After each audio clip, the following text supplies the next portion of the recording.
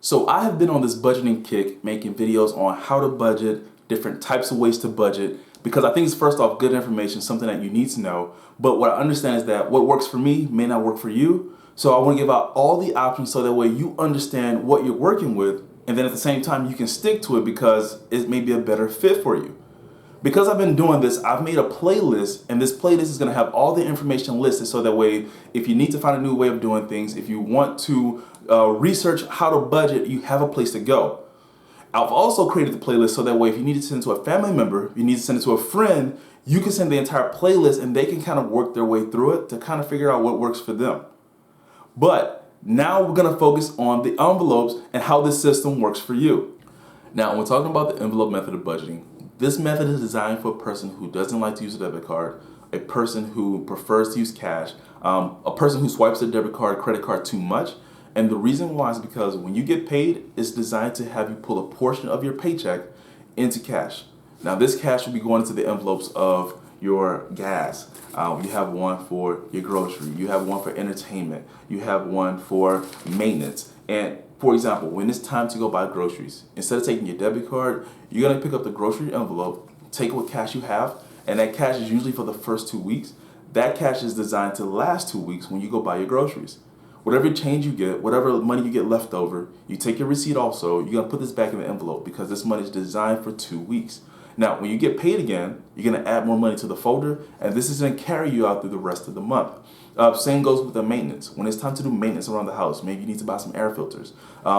Same when it comes to the oil change. If you need to do an oil change on the car, you're not going to grab your debit card, but you're going to grab this envelope here. You're going to take care of your maintenance, and then whatever change, whatever receipt you get, you're going to put it back.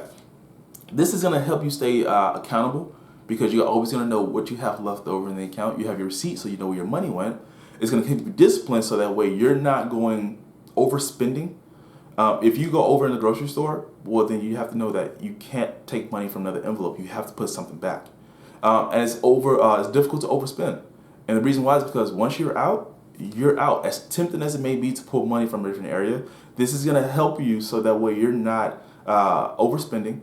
It's not putting into any kind of bank fees. And then at the same time, you know what you have at all times. Even with gas, if you go buy gas, not only are you saving money because typically in the gas station, if you use cash, you save money, but it protects you from card fraud. So that way you can't have anybody locking your money up, taking money out your account. So there are benefits to using a cash envelope system. And then at the same time, it's going to help you stay in line to the budget that you do have set. Now, you may be thinking to yourself, what if I run out of money before the end of the month? And I'll say this, if you ran out of money and you broke even both times, so just say bi-weekly, you're doing great, you stuck to the budget, do that every single time and you'll be perfectly fine. Now, say if you ran out of money because you bought more wants than needs, that's why we have the receipts. Go to your receipts, see what you bought. You need to make sure that you're first sticking to the budget, then you want to make sure that you're buying what you need, and necessarily what you want, because then that can come out of the entertainment budget. And then lastly, if you completely fell short before the end of the month, you need to definitely know that, okay, what you have allocated to this specific area of the budget may not be large enough for you. Either you need to stretch out some money as far as to make that category larger, just say for groceries, for example. That's great. You can do that. Or check your bills. If all your bills come out through the 1st to the 15th, and then that may leave you short for the rest of the month, then you need to figure out, okay, how can I spread out my bills so that way I can have money evenly throughout the course of the entire month.